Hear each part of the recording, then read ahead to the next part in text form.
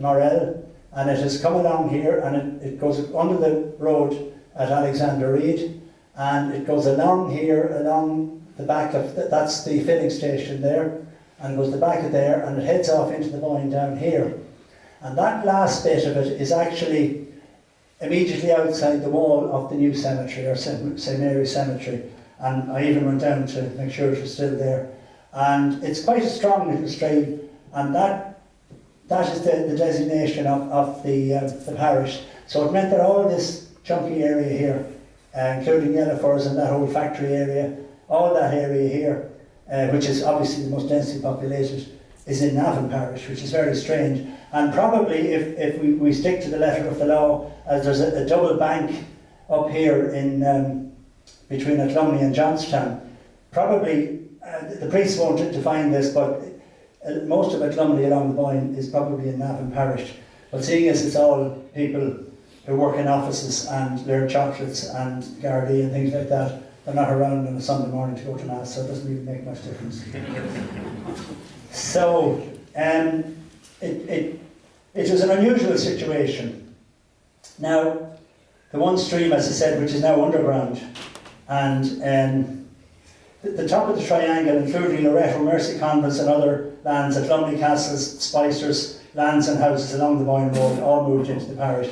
The consequences of this arrangement, since the building of houses commenced in Athlumney, are that a number of new housing estates in Athlumney are now in Navan Parish. In the context of adjoining housing estates being in different parishes, an agreement was reached between the former Bishop of Meath, Dr. Michael Smith, and Johnstown Parish, whereby if the entrance to an estate was facing into Johnstown Parish, then the whole estate was in the parish, and vice versa for Navan Parish. So there you are. So I don't know whether he's happy or sad to have less people or more people. Another anomaly that arose at the turn of the century was that Navan St Mary's Cemetery, or the new cemetery as it was called and still is actually in the townland of Fardenstown, and therefore technically is in Johnstown Parish. To regularise this issue, just before the cemetery was opened, a petition for the cemetery to be included in the charity of Navan Parish was accepted, and this remains today. So it's a bit like East Berlin, you know, they had a little bit in the middle of Germany and the communists ran it and everybody else, something like that. So the cemetery is actually under the control of Navan Parish, even though it's in the townland of Fardenstown. So two sort of anomalies. So while the boundaries of the parish have not materially changed since then, with that exception, and bear in mind at the time, if you took the two convents out of it, the population was very small. But at this stage, since basically, I suppose the turn of the noughties really, prior to that, around say 1995, we say about 30 years ago, there were about 400 families in the parish, or maybe a little bit less. Now there are currently 15,000 people and growing. So slightly different pastoral care for the poor one-horse priest. So our journey starts, we'll go for the next one, guy. Our journey starts at the intersection of three roads, it's not even a crossroads, in what is now called Old Johnstown Village. And we're very welcome. Where the Church of the Nativity of Our Lady proudly sits, since it was built under the auspices of the first parish priest of Johnstown and Waterstown, Father Michael Reid, who died in 1871 and is buried outside the church. His parishioners were giving donations of £1 a week, and I'm assured by my friend and colleague Martin Oakes that the receipt books for the donations are available. Yes. And between the post-Reformation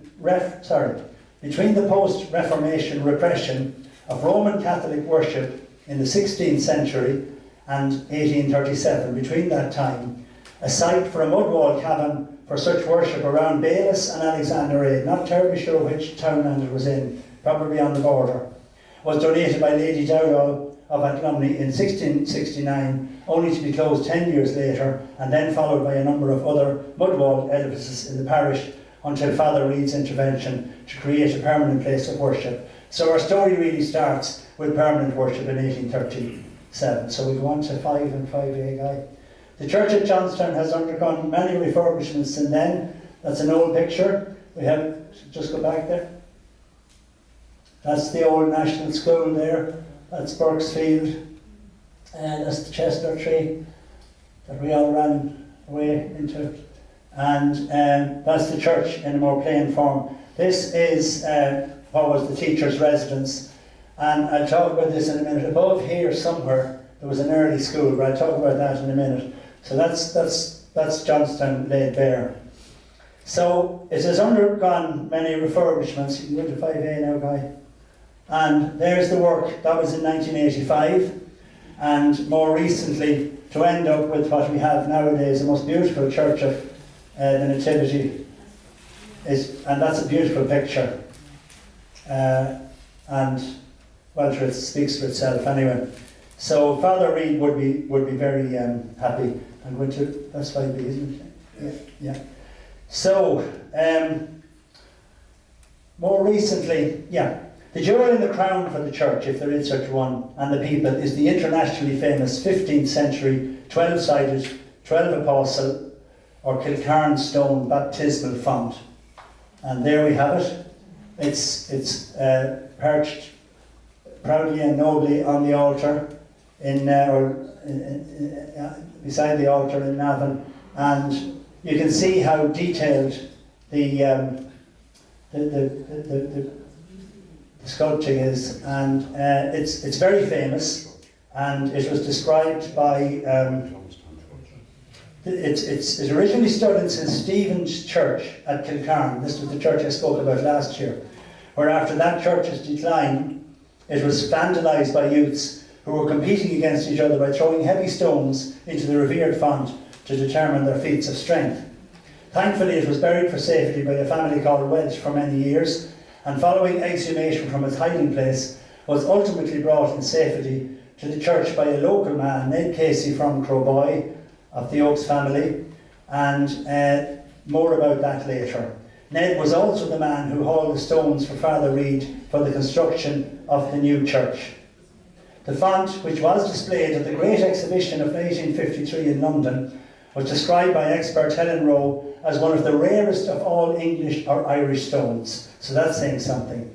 And it represents the 12 apostles, Christ the King, the Virgin Mary, and various carvings of animals and humans, including the quaintly named Green Man. I don't know why he's called the Green Man, but there you are.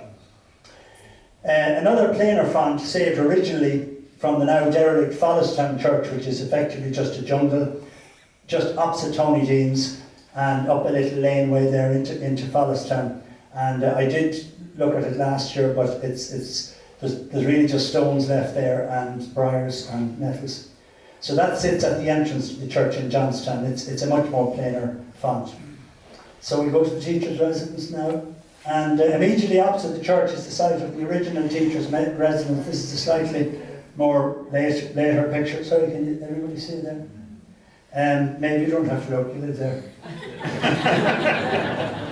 And just immediately above it, as I said, about here, was an original Johnstown school from date unknown, but probably around the 1830s. Now, it wasn't a head school.